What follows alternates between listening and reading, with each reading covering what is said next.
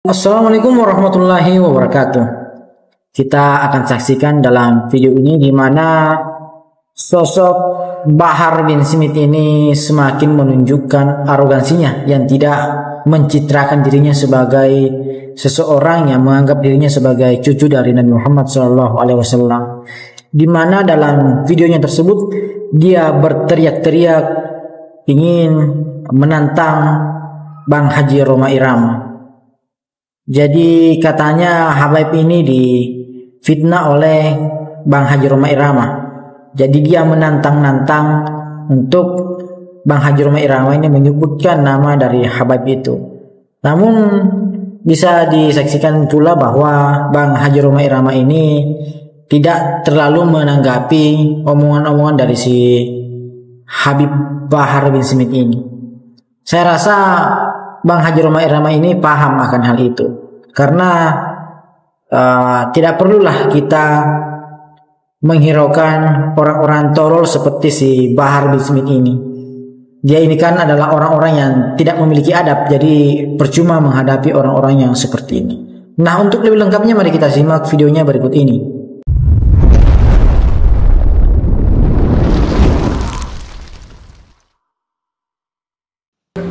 Rhoma Irama ngomong Habaib itu mendoktrin kalau Habib mau dia maksiat, mau dia zina, mau dia mabuk, tetap masuk surga. Saya bilang, saya tanya sekarang ini, Rhoma, Habib siapa yang ngomong begitu? Hah? Habib siapa yang ngomong begitu? Ada Habaib ngomong begitu, siapa? Siapa namanya? Kapan dia ngomong? Jadi jangan jaga kau punya mulut, Rhoma Irama. Jangan kalau kamu benci Habaib, jangan terus kamu fitnah Habaib. Barusan saya ngomong apa barusan? Barusan saya ngomong apa? Siapapun kalau berbuat dosa, berbuat maksiat, tempatnya neraka. Tidak peduli walaupun nasabnya mulia. Nah, Rhoma Irama mau dia bikin fitnah. Apa fitnahnya? Doktrin Ba'alawi, doktrin Habaib. Kalau ada Habib mabuk, berbuat dosa, judi, itu masuk surga. Makanya saya tanya, siapa Habibnya? Hah? Di mana? Kapan dia ngomong? Kalau memang ada Habib yang ngomong begitu, saya yang bantai dia di depan Rhoma Irama, saudara. Makanya Rhoma Irama jangan asal fitnah. Jaga kamu punya mulut, jaga kamu punya batuk. Kami para Habaib, kami para Ba'alawi tidak pernah diajarkan seperti itu, saudara. Walaupun nasab kami mulia, walaupun kami anak cucu Nabi, tapi kalau berbuat dosa, kalau berbuat maksiat, tetap tempatnya neraka. Anda pun yakin tidak bahwa Ba'alawi bukan turunan Nabi? Yakin apa tidak? Alhamdulillah. Allahu Akbar. Allahumma salli ala Muhammad. Masya Allah, Masya Allah. Di qawmi yaqilun. Kalau makanya Allah mengatakan gunakan akal, gunakan akal. Afala tatafakkarun, gunakan fikiran, gunakan akal.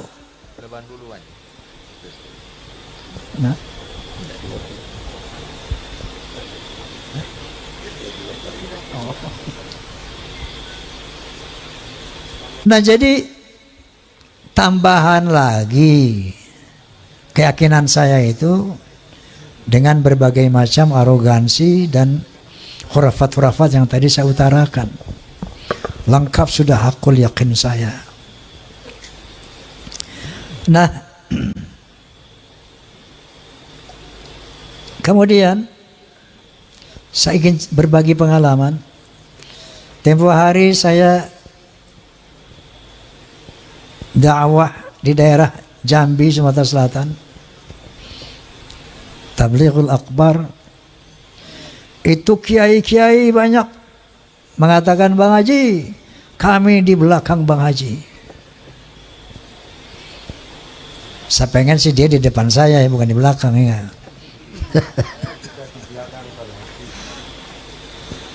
Ketika saya mengadakan pentas Soneta Group di Banjarmasin, ada satu kesempatan kita berkumpul dengan para pejabat. Salah satu pejabat daerah mengatakan, Bang Haji, saya yakin bahwa sebagian besar rakyat Indonesia sama dengan Bang Haji. Allahumma sholli ala Muhammad. Allahu Akbar. Kenapa? Karena mereka sejak ratusan tahun melihat fenomena ini. Terakhir dalam podcast saya bahwa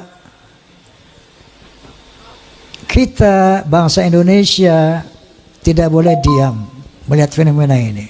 Kenapa? Ada indikasi mereka mau menjajah Indonesia. Indikasinya jelas sekali. Ada yang bagian memalsukan kuburan. Di mana-mana dibikin kuburan-kuburan palsu. Alhamdulillah, menurut keterangan beliau juga sudah banyak yang dibongkar. Ada kuburan-kuburan keramat seperti di Madura, kita lihat di YouTube. Sudah lama sebagai nama orang itu tiba-tiba ditambah namanya menjadi ada Ba'alwinya gitu. Asegaf. Yang paling trending yaitu KRT Sumo di Ningrat di Semarang, diganti namanya dengan Habib Hasan bin Toha bin Yahya. Kuburan-kuburan palsu, Masya Allah, seluruh Jawa, di Kalimantan banyak sekali ternyata. Ini ternyata strategi pertama untuk memberikan kesan kepada bangsa Indonesia bahwa itu lihat para habaib lah yang datang ke sini dan menjadikan orang-orang Islam ini, menjadikan orang ini menjadi Islam. Oleh karena itu Wali Songo pun diklaim sebagai Ba'alawi. Strategi pertama. Yang kedua, berita-berita khurafat, dongeng-dongeng khurafat. Untuk apa? Untuk menaklukkan hati umat Islam yang tidak berpikir. Ini yang namanya Ba'alawi, leluhurnya luar biasa, bisa hijrah Mi'raj 70 kali, bisa memadamkan api neraka yang nggak pakai akal. Itu sesuatu yang luar biasa dan dahsyat. Mereka pun menjadi takluk, tunduk, siap diperintah apapun. Tujuannya itu. Dan yang lainnya, ada yang membuat provokasi-provokasi. Saya bersama rakyat, kita dengan rakyat. Jangan coba-coba ganggu rakyat. Seakan-akan berpihak kepada rakyat.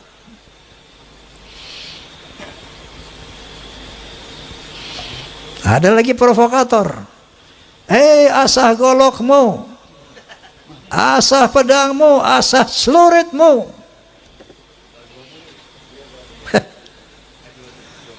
Dia mengadu domba kita pribumi, sementara mereka akan memetik hasilnya.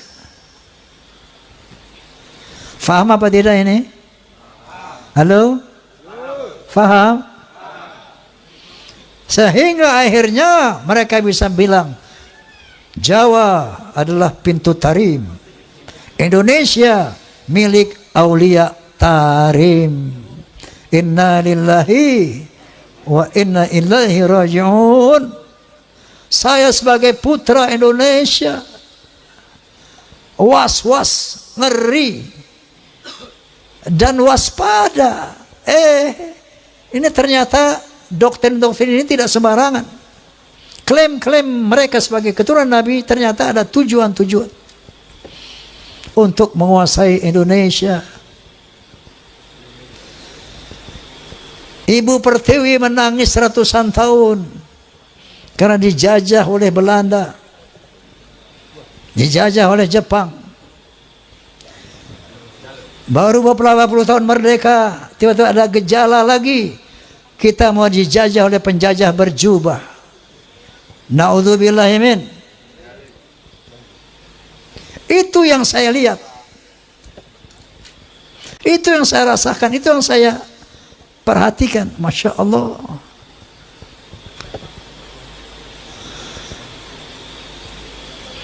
Saya tidak punya kepentingan.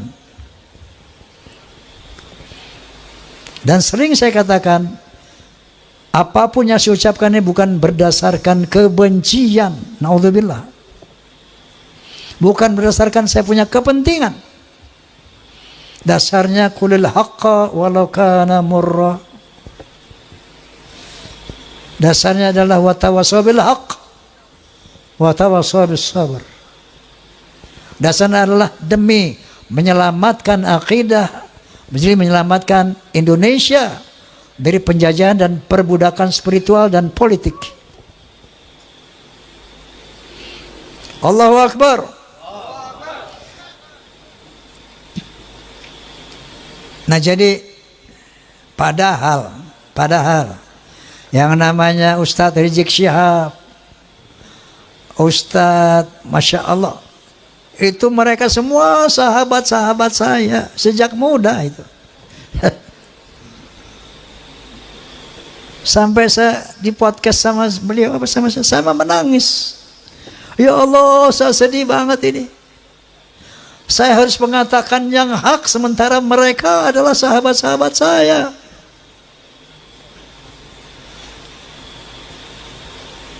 Tapi kebenaran harus diutarakan.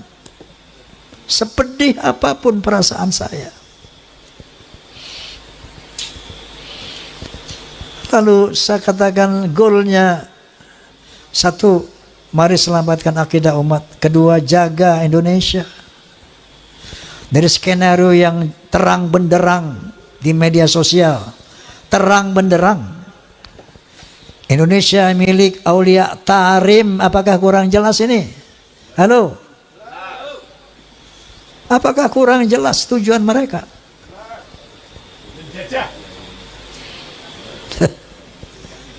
Jadi ini dari dasar hati yang tulus sebagai umat Muhammad SAW dan sebagai anak bangsa Indonesia. Penjajahan perbudakan spiritual. Nah itu dengar ya kamu tuh, penjajahan perbudakan spiritual. Ngono loh. Tetapi karena kita sama-sama umat Islam, ini memang harus kita selesaikan. Ya. Namun goalnya nanti pertama tentu selamatkan Indonesia dari penjajahan mereka. Makanya saya sepakat dengan Gus Abbas, pemerintah harus turun tangan ini. Ini masalah bangsa, masalah NKRI. Harus turun tangan. Kalau enggak saya khawatir ini bisa perang saudara. Bukan antara Ba'alawi dan umat, bukan. Antara kita sama kita. Ba'alawi nonton. Betul enggak?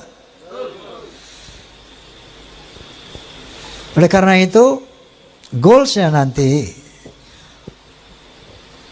ketika mereka dinyatakan bukan karena Nabi, tetap jaga ukhuwah Islamiyah.